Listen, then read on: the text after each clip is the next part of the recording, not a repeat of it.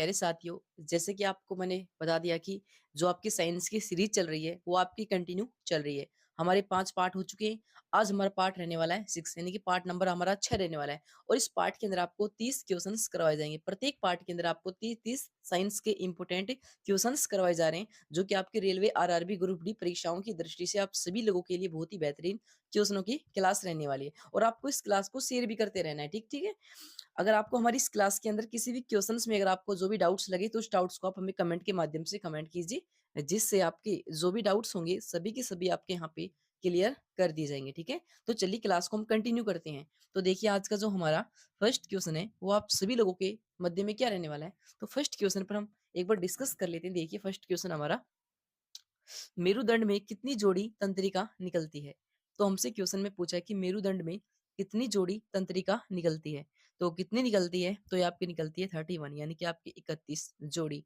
तो हम बात करें इस क्वेश्चन के राइट आंसर की, तो इस क्वेश्चन का राइट आंसर आपका हो जाएगा ऑप्शन नंबर सी। कितनी निकलती है, 31। इसको ध्यान में रखना। ठीक है, चलिए चलते हैं आपकी नेक्स्ट क्वेश्चन पर। देखिए, प्रत्यावर्ती क्रियाओं का नियंत्रण केंद्र कहाँ पर है, यानी कि जो आपकी प्रतिवर्ती जो क्रियाएं होती हैं उनका जो नियंत्रण केंद्र है वो आपका कहाँ पे है। ठीक है, तो कहाँ पे हो जाएगा आपका शरीर में, तो ये आपका कहाँ पे हो जाएगा आपका कशेरुक रज्जु में। कहाँ पे हो जाएगा आपका कशेरुक रज्जु में। तो हम बात करें इस क्वेश्चन के राइट आंसर की, तो इस क्वेश्चन का राइट आंसर आपका हो जाएगा ऑप्शन नंबर सी। चलिए चलते हैं आपकी नेक्स्ट क्वेश्चन पर। देखिए, बहुत ही अच्छा क्वेश्चन है, आपके लिए क्वेश्चन है। देखिए, आंसू में कौन सा पदार्थ घुला होता है, यानी कि जो हमारे आंसू होते हैं उनके अंदर अगर बात करें लिक्विड की, तो कौन सा घुला होता है, कौन सा घुला होता है। जल्दी से आंसर दीजिए कमेंट सेक्शन में। या आपके लिए क्वेश्चन है, यानी कौन सा पदार्थ आपका घुला होता है। इसका जवाब आप हमें कमेंट सेक्शन में दीजिए दीजिए। ठीक है, आपको देना है। चलिए चलते हैं आपके नेक्स्ट क्वेश्चन पर। देखिए, किसी रंग के प्रकाश की तरंग दैर्ध्य सबसे अधिक होती है, यानी किस रंग की प्रकाश, यानी किस रंग की प्रकाश की जो तरंग दैर्ध्य होती है वो सबसे अधिक होती है। तो किसकी होती है, तो ये आपको सभी को पता है किसकी होती है, लाल रंग की। यानी कि जो आपके खतरे के जो निशान होते हैं वो लाल कलर के क्यों बनाए जाते हैं, क्योंकि इसकी तरंग दैर्ध्य क्या होती है, सबसे अधिक होती है। इस वजह से ये क्या होता है, दूर से प्रतीत आपको दिखाई पड़ते हैं। कौन सी कलर, लाल कलर। इसी वजह से जो खतरे के निशान होते हैं वो आपको लाल दिखाई देते हैं, यानी कि लाल बनाए जाते हैं। चलिए चलते हैं आपकी नेक्स्ट क्वेश्चन पर। देखिए, इंसुलिन हार्मोन है जो स्रावित होता है, यानी इंसुलिन हार्मोन स्रावित होता है, तो कहाँ पे स्रावित होता है इंसुलिन हार्मोन, तो ये आपका होता है लैंगहेंस ग्रंथि से। कहाँ से होता है आपका, लैंगरहेंस ग्रंथि से। तो हम बात करें इस क्वेश्चन के राइट आंसर की, तो इस क्वेश्चन का राइट आंसर आपका हो जाएगा ऑप्शन नंबर सी। मेरे प्यारे साथियों, आपको वीडियो को साथ साथ में शेयर भी करते रहना है। ठीक है, ताकि सभी लोगों तक हमारी ये वीडियो पहुंचे, और जो भी हमारे प्यारे साथी, हमारे जो भी हैं जो रेलवे ग्रुप डी की तैयारी करें हमारे इस चैनल के माध्यम से, उनकी तैयारी एक अच्छे स्तर से उनको देखने को यहाँ पे मिलती रहे, क्योंकि हमारे इस चैनल के माध्यम से स्पेशल साइंस की यहाँ पे क्लासे आपको उपलब्ध करवाई जा रही है, यानी कि यानी कि आपको प्रोवाइड करवाई जा रही है। तो चलिए नेक्स्ट क्वेश्चन पर देखिए क्या है, फलों के रस को सुरक्षित रखने के लिए किसका प्रयोग किया जाता है, यानी कि फलों के रस को सुरक्षित रखने के लिए किसका प्रयोग किया जाता है। तो किसका किया जाता है, तो ये आपका हो जाएगा सोडियम बेंजोएट का। किसका प्रयोग किया जाता है फलों को सुरक्षित रखने के लिए, सोडियम बेंजोएट का। तो हम बात करें इस क्वेश्चन के राइट आंसर की, तो इस क्वेश्चन का राइट आंसर आपका हो जाएगा ऑप्शन नंबर डी।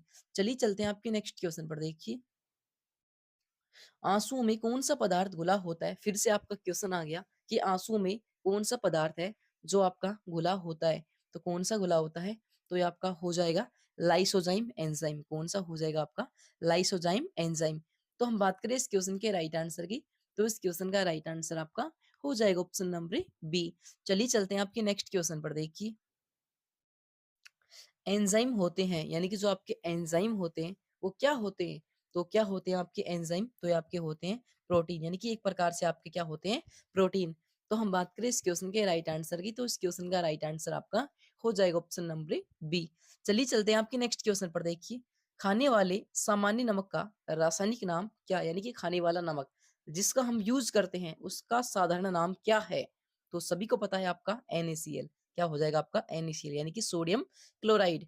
तो आपको ऑप्शन में दिख रहा होगा सोडियम क्लोराइड कौन से ऑप्शन में, तो ये आपका हो जाएगा ऑप्शन नंबर बी। ठीक है, चलिए चलते हैं आपके नेक्स्ट क्वेश्चन पर। देखिए, पोटेशियम नाइट्रेट का उपयोग खालिस्तान के उत्पादन में होता है। तो किसके उत्पादन में होता है पोटेशियम नाइट्रेट का उपयोग, तो ये आपका होता है उर्वरक, यानी कि उर्वरक के यूज में आपका किया जाता है। यानी कि खेतों में जो हम उर्वरक डालते हैं उसका यूज यहाँ में क्या किया जाता है, पोटेशियम नाइट्रेट आपका वही उर्वरक होता है एक प्रकार से, ठीक है, इसको ऐसे समझिए आप, ठीक है।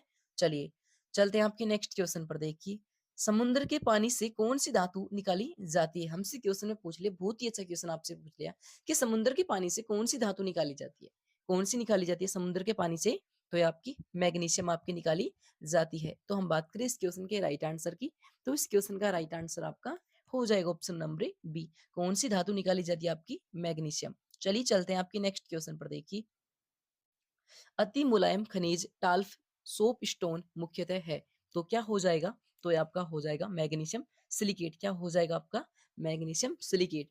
तो इस क्वेश्चन का राइट आंसर आपका हो जाएगा ऑप्शन नंबर डी। चलिए चलते हैं आपके नेक्स्ट क्वेश्चन पर। देखिए औषधि जो दर्द दूर करती है क्या हो जाएगी, तो ये आपकी हो जाएगी एनाल्जेसिक्स। क्या हो जाएगी आपकी एनाल्जेसिक्स, जो दर्द को दूर करती है, यानी कि दर्द निवारक, हम इसको समझ सकते हैं, ठीक है। चलिए चलते हैं आपके नेक्स्ट क्वेश्चन पर। देखिए मनुष्य के शरीर की सबसे छोटी हड्डी कौन सी है, ऐसे क्वेश्चन बहुत बार आपके पूछे भी जाते हैं और बहुत आसान भी क्वेश्चन है आपके लिए कि मनुष्य की शरीर की सबसे छोटी हड्डी कौन सी होती है, सभी को पता है आपकी स्टेपस। कौन सी हो जाएगी, स्टेपस, जो कि आपके कान में पाई जाती है, ठीक है। तो इस क्वेश्चन का राइट आंसर आपका हो जाएगा ऑप्शन नंबर सी। चलिए चलते हैं आपकी नेक्स्ट क्वेश्चन पर। देखिए अम्ल वर्षा का पीएच मान कितना होता है, यानी कि जो आपकी अम्लीय वर्षा होती है, अगर बात करें इसकी पीएच मान की तो कितना होता है, तो ये आपका हो जाएगा 5.5 से कम, यानी कि 5.5 से कम आपका जो मान होता है वो आपकी क्या हो जाएगी, अम्लीय वर्षा, ठीक है। चलिए चलते हैं आपकी नेक्स्ट क्वेश्चन पर। देखिए गाय और भैंस के थनों से दूध उतारने के लिए किस हार्मोन की सुई लगाई जाती है, यानी कि आपने देखा होगा कि हमारे घरों में क्या होता है, ज्यादातर अगर भैंस गाय दूध नहीं देती है तो क्या करते हैं, हम इंजेक्शन लगवाते हैं दूध देने के लिए। वो कौन सा हार्मोन होता है जिसकी वजह से गाय और भैंस का दूध थनों से उतरने लगता है, तो कौन सा हार्मोन हो जाएगा, तो ये आपका हो जाएगा ऑक्सीटोनिन। कौन सा हो जाएगा आपका, ऑक्सीटोनिन। तो इस क्वेश्चन का राइट आंसर आपका हो जाएगा ऑप्शन नंबर बी। चलिए चलते हैं आपकी नेक्स्ट क्वेश्चन पर। देखिए बहुआसूत जल के एक नमूने का पीएच मान है, यानी कि बहुआसूत जल के एक नमूने का अगर बात करें पीएच मान की तो कितना हो जाएगा, तो ये आपका हो जाएगा शून्य के अति निकट, यानी कि शून्य समझ सकते हैं, यानी कि शून्य के बिल्कुल निकट हो जाएगा। तो इस क्वेश्चन का राइट आंसर आपका हो जाएगा ऑप्शन नंबर सी।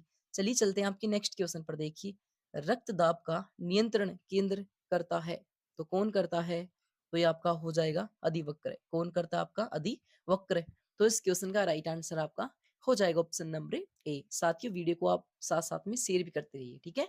चलिए चलिए नेक्स्ट क्वेश्चन पर। देखिए क्या है नेक्स्ट क्वेश्चन आपका, धोनी के सोडे का रासायनिक सूत्र है, यानी कि जो आपका धावन सोडा है, अगर बात करें उसके रासायनिक फॉर्मूले की तो ये आपका क्या हो जाएगा, तो ये आपका हो जाएगा Na2CO3 10 जल के अणु, यानी कि आपका हो जाएगा सोड, यानी कि आपका हो जाएगा देखिए Na2CO3 इंटू 10H2 यानी 10 जल के अणु उसमें क्या कर दिए, जोड़ दिए, ठीक है। तो इस क्वेश्चन का राइट आंसर आपका हो जाएगा ऑप्शन नंबर बी। क्या हो जाएगा, ऑप्शन नंबर बी। चलिए चलते हैं आपके नेक्स्ट क्वेश्चन पर। देखिए निम्नलिखित में से अश्रु गैस का घटक कौन सा है, यानी कि अश्रु गैस हमसे पूछिए, यानी कि इसका घटक कौन सा हो जाएगा अश्रु गैस का, तो ये आपका हो जाएगा क्लोरोपिक्रीन। क्या हो जाएगा आपका, क्लोरोपिक्रीन। तो इस क्वेश्चन का राइट आंसर आपका हो जाएगा ऑप्शन नंबर डी। चलिए चलते हैं आपकी नेक्स्ट क्वेश्चन पर। देखिए फार्मेल्डिहाइड का 40% जलीय घोल कहलाता है, यानी कि जो आपका फार्मेल्डिहाइड है अगर उसका जो 40% जो घोल है जलीय घोल वो कहलाता है, तो क्या कहलाता है, तो ये आपका हो जाएगा फॉर्मेलिन। क्या कहलाता है आपका, फॉर्मेलिन। तो बात करें इस क्वेश्चन के राइट आंसर की, तो इस क्वेश्चन का राइट आंसर आपका हो जाएगा ऑप्शन नंबर डी। चलिए चलते हैं आपके नेक्स्ट क्वेश्चन पर। देखिए चींटी के काटने पर किसका अंत्य क्षेपण होता है, तो किसका होता है चींटी के काटने पर, तो ये आपका हो जाएगा फार्मिक अमल, यानी कि फार्मिक अमल, यानी कि चींटी हमारे जिस स्थान पर काटती है तो क्या करती है, फार्मिक अमल रिलीज कर देती है, इसकी वजह से हमारे क्या हो जाते हैं, दाफड़े हो जाते हैं और उस अंग पर हमारी खुजली चलने लगती है, ठीक है। चलिए चलते हैं आपके नेक्स्ट क्वेश्चन पर। देखिए फार्मिक एसिड किसके द्वारा उत्पन्न होता है, यानी कि जो आपका फार्मिक एसिड है वो किसके द्वारा उत्पन्न होता है, अभी मैंने आपको बताया था, यानी कि चींटी काटने से, यानी कि लाल चींटी के काटने से क्या होता है, फार्मिक एसिड क्या होता है, रिलीज होता है, ठीक है, इसको ध्यान में रखना आपको। तो इस क्वेश्चन का राइट आंसर आपका हो जाएगा ऑप्शन नंबर सी। चलिए चलते हैं आपके नेक्स्ट क्वेश्चन पर। देखिए आंतों में रोग के निदान में निम्न किरणों का उपयोग किया जाता है, तो कौन सी किरण हो जाएंगी आंतों के निदान में, तो ये आपकी कौन सी किरण हो जाएंगी, आपकी एक्स किरणों का। तो इस क्वेश्चन का राइट आंसर आपका हो जाएगा ऑप्शन नंबर ए।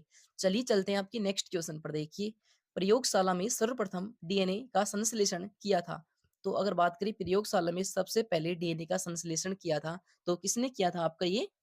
खुराना ने। किसने किया आपका?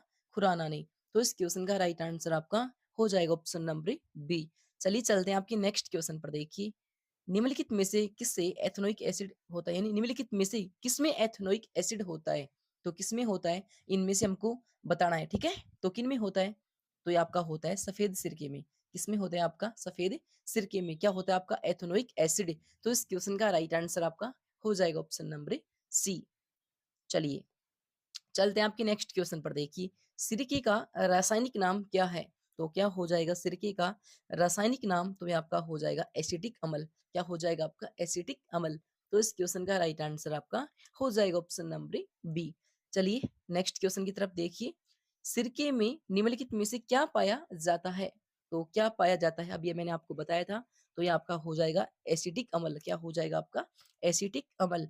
तो इस क्वेश्चन का राइट आंसर आपका हो जाएगा ऑप्शन नंबर सी।